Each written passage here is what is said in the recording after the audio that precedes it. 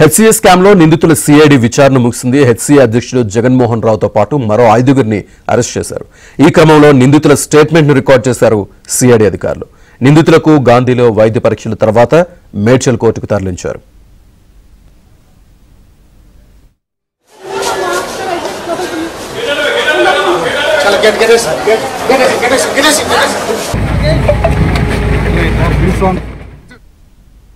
IPL franchise SRH ను HCA ఇబ్బంది పెట్టినట్లు ఆరోపణలున్నాయి. అదనంగా మరో 10% టికెట్ల కోసం హెచ్సిఏ డిమాండ్ చేయగా అందుకు ఎస్ఆర్హెచ్ నిరాకరించింది.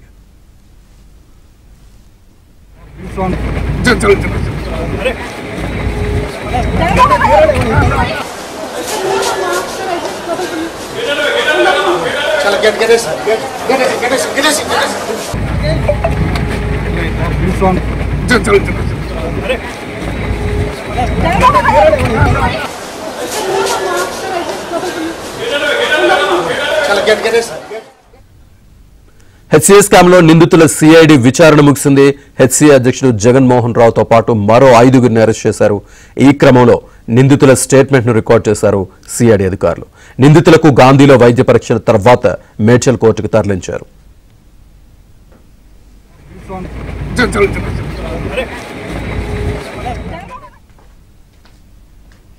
ఐపీఎల్ ఫ్రాంచైజీ ఎస్ఆర్హెచ్ ను హెచ్సిఏ ఇబ్బంది పెట్టినట్లు ఆరోపణలున్నాయి. అదనంగా మరో 10% టికెట్ల కోసం హెచ్సిఏ డిమాండ్ చేయగా అందుకు ఎస్ఆర్హెచ్ నిరాకరించింది.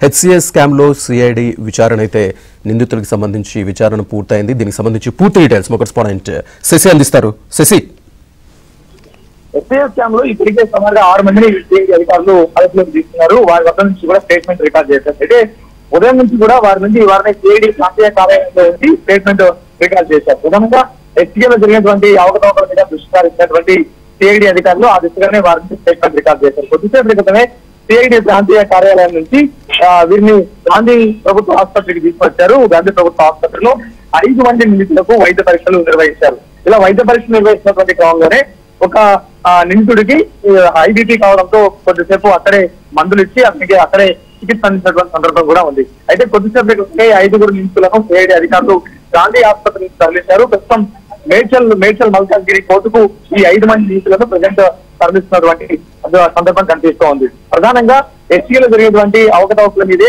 సిఐడి అధికారులు కేసు నమోదు చేస్తున్నారు. హెచ్సిఏ అధ్యక్షుడిగా ఉన్నటువంటి జగన్మోహన్ రావు ఈ స్కామ్ లో కీలకంగా వ్యవహరిస్తున్నట్టుగా కూడా తెలుస్తోంది. ప్రధానంగా జగన్మోహన్ రావు ఈ హెచ్సిఏలో అధ్యక్షుడిగా కావడానికి ప్రధానంగా నకిలీ పత్రాలను సృష్టించి ఫోర్జరీకి పాల్గొన్నట్టుగా కూడా తెలుస్తోంది. హెచ్సిఏ అధ్యక్షుడిగా పోటీ చేయాలంటే హెచ్సిఏ అధ్యక్షుడిగా గెలవాలి అంటే మాత్రం అంతకన్నా ముందు ఏదైనా ఒక క్రికెట్ క్లబ్ లో ఆయన ప్రెసిడెంట్ గా కొనసాగి ఉండాలి. సో దీన్ని అదనుగా తీసుకున్నటువంటి జగన్మోహన్ రావు ప్రధానంగా గౌరీపురంలోని ఒక క్రికెట్ క్లబ్ అధ్యక్షుడిగా వ్యవహరిస్తున్నటువంటి కృష్ణ యాదవ్ సంతకాన్ని ఫోర్జరీ చేశారు. ఆ గౌరీపురం క్రికెట్ క్లబ్ ను ఫోర్జరీ చేసి అనంతరం శ్రీచక్ర క్రికెట్ క్లబ్ గా మార్చారు. ఈ శ్రీచక్ర క్రికెట్ క్లబ్ పేరుతో నకిలీ పత్రాలను సృష్టించి దానికి జగన్మోహన్ రావు అధ్యక్షుడిగా ఉన్నారంటూ కూడా ప్రధానంగా ఆ పత్రాలను క్రియేట్ చేశారు. ఆ నకిలీ పత్రాల ఆధారంగానే ఒక క్లబ్ ను ఏర్పాటు చేశారు. ఆ క్లబ్ కు తానే అధ్యక్షుడిగా ఉన్న జగన్మోహన్ రావు చెప్పుకుని హెచ్సిఏ ఎన్నికల్లో పోటీ చేసి గెలుపొందారు. సో ఇదే నేపథ్యంలో సిఐడి అధికారులు ఈ విషయాన్ని గమనించారు. సో నేరపూరితంగా నమ్మక ద్రోహంతో ఈ మొత్తం నిధుల దుర్వినియోగానికి కూడా పాల్గొన్నట్టు కూడా నిర్ధారణకు రావడంతో సిఐడి అధికారులు కేసు నమోదు చేశారు. సో ప్రెసిడెంట్ జగన్మోహన్ రావుతో పాటు ఇక ట్రెజరర్ ఆ తర్వాత హెచ్సిఏ సిఇఓ సునీల్ వీరందరినీ కూడా 5 మందిని కూడా అదుపులోకి తీసుకుని ప్రెసెంట్ మేడ్చల్ కోర్టుకు తరలిస్తున్నటువంటి సందర్భం అయితే కనిపిస్తుంది. కేవలం ఇది మాత్రమే కాకుండా ఎస్సీఏలో భారీగా అవకతవకలు చోటు చేసుకున్నాయి. సప్లిమెంటరీ టికెట్ల విషయంలో కూడాను జగన్మోహన్ రావు చెల్లింపులకు పాల్పడ్డట్టుగా కూడా ఇప్పటికే సిఐడి అధికారులు గుర్తించారు.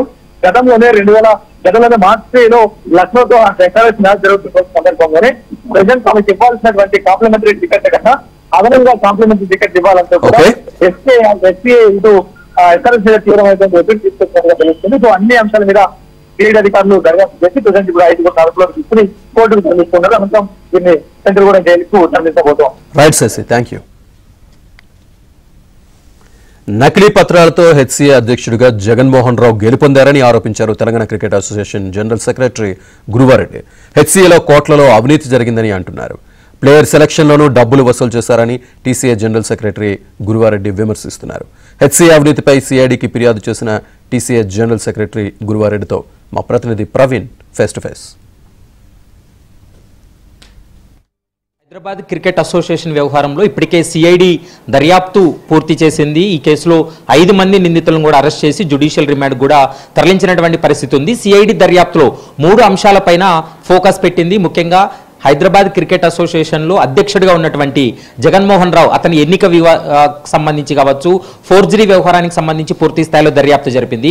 తెలంగాణ క్రికెట్ అసోసియేషన్ జాయింట్ సెక్రటరీగా ఉన్నటువంటి గురువారెడ్డి ఉన్నారు. ఒకసారి మాట్లాడదాం. సార్, మీరు ఇచ్చినటువంటి కంప్లైంట్లో అంటే మీరు దాదాపు 1 year పైన కంప్లైంట్ ఇచ్చి ఈ కంప్లైంట్లో మీరు గుర్తించినటువంటి అంశాలు ఏంటి? ఇప్పటి వరకు సిఐడి దర్యాప్తులో 3 అంశాలను వెలుగులోకి తీసుకొచ్చింది. మీ కంప్లైంట్ ఏంటి? మీరు ఇచ్చినటువంటి ఆధారాలు ఏమైనా ఉన్నాయా? హైదరాబాద్ క్రికెట్ అసోసియేషన్ ఎన్ని అక్రమాలు జరుగుతున్నాయి మనకు ఇప్పుడు 2016లో జస్టిస్ దవే కమిటీ అపాయింట్ అయింది. Justice Dave and Sitapathi committee వాళ్ళు అప్పుడు రికమెండ్ చేశారు ఏంటంటే చాలా ఫ్రాడ్ జరుగుతుంది ఇక్కడ అని ఫోరెన్సిక్ ఆడిట్ అప్పుడు రికమెండ్ చేసి ఈఎన్వై ఫోరెన్సిక్ ఆడిట్లో చాలా మందిని దొరికారు. అప్పుడు ఫ్రాడ్ జరిగిందని ఎస్టాబ్లిష్ అయింది. వీళ్ళ మీద సిబిఐ ఇంకా ఇన్వెస్టిగేషన్ చేయాలని కూడా అప్పుడు రికమెండేషన్ వచ్చింది. అప్పుడు కొన్ని కేసులు అంతకుముందు ఏసీబీ కేసులు ఉన్నాయి ఇక్కడ స్టేడియం విషయంలో, మిగతా విషయాలలో. అంటే ఫ్రాడ్ అనేది కంటిన్యూ జరుగుతుంది, ఎవరు మారినా ఎవరు వచ్చినా కానీ. తర్వాత 2018లో జస్టిస్ నరసింహారెడ్డి గారు ఓంబడ్స్మన్ ఉన్నప్పుడు కొంతమందిని డిస్క్వాలిఫై చేసి వెండర్స్ సహా వాళ్ళ మీద కేసులు పెట్టాలని చెప్పి అప్పుడు ఈ శ్రీచక్ర క్రికెట్లో ఎప్పుడైతే జగన్మోహన్ రావు కాంట్రవర్సీలు ఉందో ఈ క్లబ్ అది మెంబరే కాదని డిస్క్వాలిఫై చేశారు. అప్పుడు 2022లో ఇదే క్లబ్ని హైకోర్టు కూడా డిసప్రూవ్ చేసింది. అది వాళ్ళు గౌలిపుర కరెక్ట్, ఇది కాదనేది. మళ్ళా 2022 మనకి జస్టిస్ కక్రు కమిటీ 4గురితో సుప్రీంకోర్టు అపాయింట్ చేసిన కమిటీ వచ్చింది.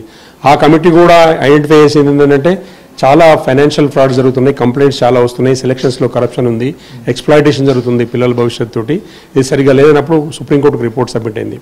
ఆ తర్వాత మళ్ళీ జస్టిస్ నాగేశ్వరరావు గారి కమిటీ వచ్చింది. నాగేశ్వరరావు కమిటీ వచ్చి వాళ్ళు చాలా రిఫార్మ్స్ రికమెండ్ చేశారు ఇంప్లిమెంట్ చేయాలని చెప్పి. ఈ కాన్ఫ్లిక్ట్ ఆఫ్ ఇంట్రెస్ట్ కేటగిరీలోకి వచ్చే దాదాపు 57 క్లబ్స్ని వాళ్ళు ఆయన ఒక 3 years కోసం డిస్క్వాలిఫై చేశారు. ఎవరైతే ముందు సీట్లో కూర్చొని ప్రాబ్లం రెక్టిఫై చేయాలని ఆయనే ప్రాబ్లంతో ముందుకు వచ్చింది. అసలు ఆయన ఎలక్షన్ తప్పది ఫస్ట్ ఆఫ్ ఆల్. 2, మీరు ఇప్పుడు ఫోర్జరీ గురించి అడిగారు కదా. గౌలిపుర 2016లో గౌలిపురాలో ఉన్న మెంబర్సు మేము ఇది డిజాల్వ్ చేస్తున్నాము, మేము శ్రీచక్రలో పోతున్నామని అందరూ సంతకాలు పెట్టి కొత్తది పెట్టుకోవడం ఒక పద్ధతి. అట్లా జరగలే. గౌలిపురంలో ఉన్న వాళ్ళు అట్లే ఉన్నారు, వాళ్ళ పేర్లతోటి కొత్త సంతకాలు వచ్చినాయి. శ్రీచక్రాలో కొత్త సంతకాలు ఉన్నాయి, సంతకాలు ఇవి కావు. ఒక 2-3 సంతకాలు అందులో ఉన్నాయి, మీరు డాక్యుమెంట్ చూస్తే వెరిఫై అవుతుంది. అంటే వీళ్ళ పేర్ల మీద మీరు చెప్పే లెక్క ప్రకారం సిఐడి విచారణలో కూడా ఈ సంతకాలు ఉన్నవన్నీ కూడా నకిలీ సంతకాలు, ఇవన్నీ కూడా ఫోర్జరీ సంతకాలు అనేది 2 మెయిన్ ప్రెసిడెంట్ సంతకము ఇంకోటి చేసి వీళ్ళు మార్చుకున్నారు. బేసికల్గా ఏంటంటే ఇప్పుడు ఒక ప్రొసీజర్ ప్రకారం వీళ్ళు పోలేదు. ఈ గౌలిపుర అనే క్లబ్లో ఉన్న మెంబర్లు పేరు మార్చుకుంటాం అక్కడ అప్లికేషన్ పెట్టుకొని ప్రొసీజర్ చేసుకోవాల్సింది. వీళ్ళకు అండర్స్టాండింగ్ లేదు కాబట్టి గొడవ పడ్డారు ఉంటారు కాబట్టి వాళ్ళ పేర్ల సంతకాలు కూడా ఇందులో వీళ్ళే సంతకాలు పెట్టేసారు. అది ఫోర్జరీ, నెంబర్ 1 ఫ్రాడ్. అది అసలు శ్రీచక్ర అనేది క్లబ్ మెంబర్ కాదు, అందులో మెంబర్లు ఒరిజినల్ కాదు, సంతకాలు ఒరిజినల్ కాదు, ఫోర్జరీ. దాంట్లోకి జగన్మోహన్ రావు ఎంటర్ అయ్యాడు. అందులో శ్రీచక్ర లిస్టులో ఉండకూడదు, ఓటర్ లిస్టులో ఉంది. దాని రిప్రజెంటేటివ్ రాజేంద్ర యాదవ్ ఉండాలి లిస్ట్ ప్రకారం, ఆయన కాకుండా జగన్మోహన్ రావు వచ్చాడు. ఇప్పుడు ఇందులో కాంటెస్ట్ చేసేదానికి ఒక రూల్ ఉంది. ఇంతకుముందు ప్రీవియస్ జనరల్ బాడీలో రిప్రజెంట్ చేసి ఉండాలి ఎస్సీఐ జనరల్ బాడీ మీటింగ్లో. జగన్మోహన్ రావు చేయని 1 month అవుతుంది. అంతకుముందు 1 year ముందు ఆయన మెంబర్ కానే కాదు. అటువంటిప్పుడు ఆయన ఎలిజిబిలిటీ ఉండకూడదు, ఆయన నామినేషన్ యాక్సెప్ట్ చేయకూడదు. Election officer returning officer return చేయాలి అప్లికేషన్. బట్ ఆయన క్వాలిఫై అయ్యిండు, అవడమే కాకుండా మళ్ళీ గెలిచిండు కూడా. గెలిచిన తర్వాత మళ్ళీ ఇంకా ఇప్పుడు జనరల్ ఎవరు సంతకాలు పెట్టాలి, చెక్స్ బ్యాంక్ అకౌంట్ ఎవరు ఆపరేట్ చేయాలని ఒక మ్యాండేట్ తీసుకోవాలి జనరల్ బాడీలో, లేదా అపెక్స్ బాడీ ఒక కూర్చొని ఒక అప్రూవల్ ఇవ్వాలి. ఇలా డిస్కషన్ కూడా చేయలేదు. వీళ్ళు ఎవరెవరు సంతకాలు పెట్టాలనే మ్యాండేట్ లేకుండా సంతకాలు పెట్టిస్తున్నారు. కోట్ల రూపాయలు డ్రా అయిపోతున్నాయి. అదంతా ఫ్రాడ్ కదా. ఇంకా అంటే నిధుల గోల్మాల వ్యవహారానికి సంబంధించి మరోసారి నిందితులను కస్టడీకి తీసుకొని విచారిస్తే ఇంకా వాస్తవాలు బయటపడతాయనేది సిఐడి భావిస్తుంది. కాబట్టి 2-3 రోజుల్లోనే సిఐడి మరోసారి నిందితులను కస్టడీకి కూడా కోరేటువంటి అవకాశం అయితే కనపడుతుంది. వీడియో జర్నలిస్ట్ పవన్తో ప్రవీణ్ కలవల, ఏబిఎన్ ఆంధ్రజ్యోతి, హైదరాబాద్.